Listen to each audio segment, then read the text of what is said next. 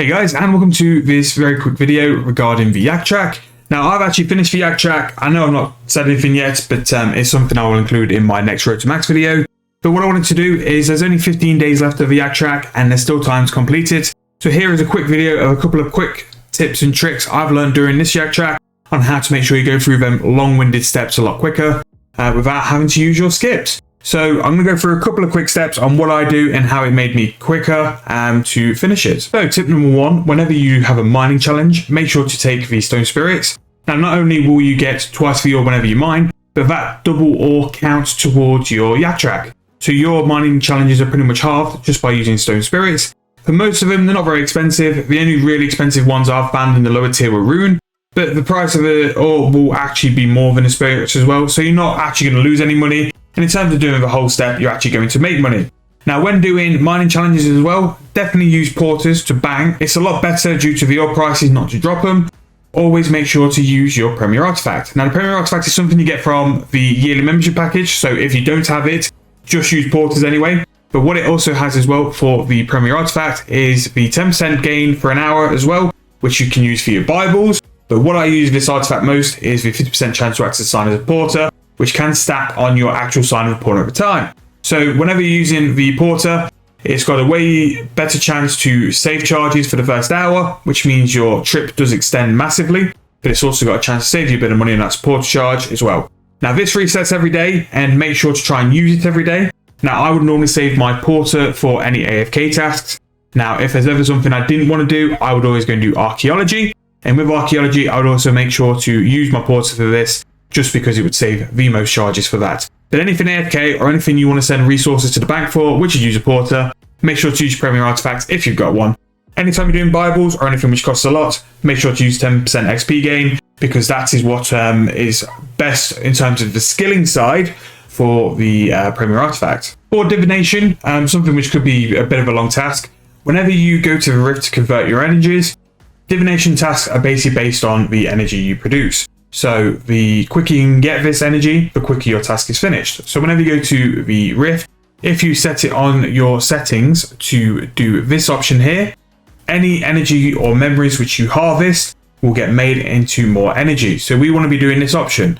So because we're converting memories into more energy, that means that gets counted towards the Yak Track and your steps get completed quicker. So for me, a divination task will take anywhere between 10 to 15 minutes, just because I was converting to energy as quick as possible. And even something like a 3.6k challenge would just absolutely fly by. Anytime you've got divination, make sure to have that setting on. And if you've got the relic where you can dump all your div energy as well, that will make it even quicker than what I'm doing, because I'm a bum and I do not have the archaeology level yet. Side note, stage 3 enrich made 150k. Not too bad.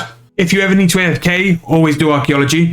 Now, the reason I do archaeology is because it is the most AFK skill. But also, whenever you get archaeology challenges, they're quite high XP. And it can make up to about 400 XP archaeology. Because you've stored all your artifacts, or whenever you've done your AFK trip, you've just put them in the bank, you've got a massive stack of XP just sat in the bank waiting. So whenever I got the archaeology task, all I did was grab the artifacts I've harvested, go to the bench and just blast them out. And an archaeology challenge then can be anywhere between 5 to 10 minutes just to make the artifacts. So basically you're storing this to make sure you can blast through the step later on. And it just makes archaeology a 5 to 10 minute task. So that's what I did, and you make sure to use the Premier Artifact for that and porters as well, because it made it very AFK. And because you got the artifacts by yourself, you will have the materials stored in your cache. Returning back to here. The World 84 and World 99 are designated portable worlds, and portable worlds are your friend in terms of doing the Yak Track. So number one is the divine locations. Divine locations actually work towards your Yak Track, providing it's what your Yak Track's looking for. So for me, mine was woodcutting use.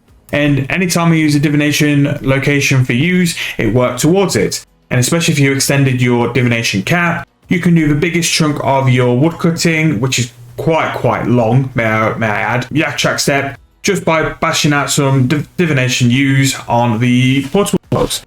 And it makes a step which can take a couple hours into probably a 10 to 15 minute task. It's amazing woodcutting XP, so it's very beneficial to do as well. It works with fishing, mining, and woodcutting.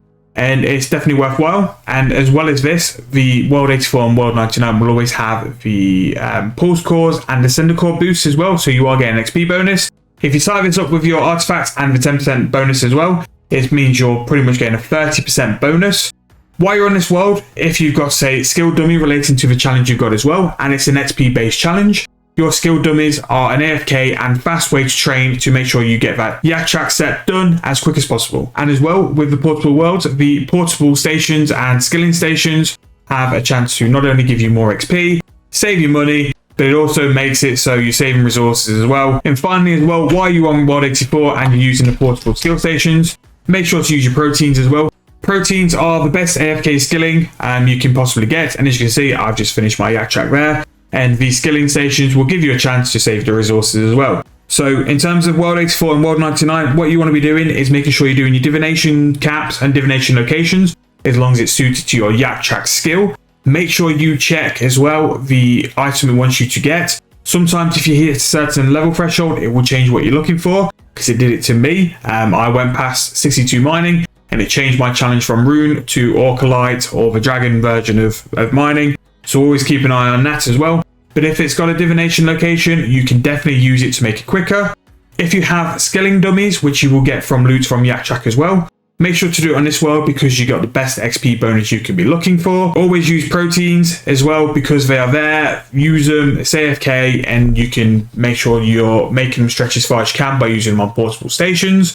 Use the portable stations, more XP, more loot, and it saves resources as well. So I hope you found that useful. That is basically all the tips I've found from doing the Yak Track this time. I know there's only 15 days left of it, so I hope these have helped speed up some certain steps. There are some steps which are just long, but that is why if you've got any skips, use them for that. And that is your long-winded steps as well.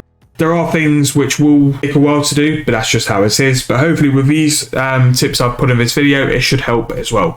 So if you found it useful, please like and comment. And if you've got any sort of content ideas you're looking for, please let me know. I'm really enjoying the RS3 content making at the minute, and this account's got a lot more to do very, very soon. So if you're looking forward to that, please subscribe, and I'll see you guys in the next video.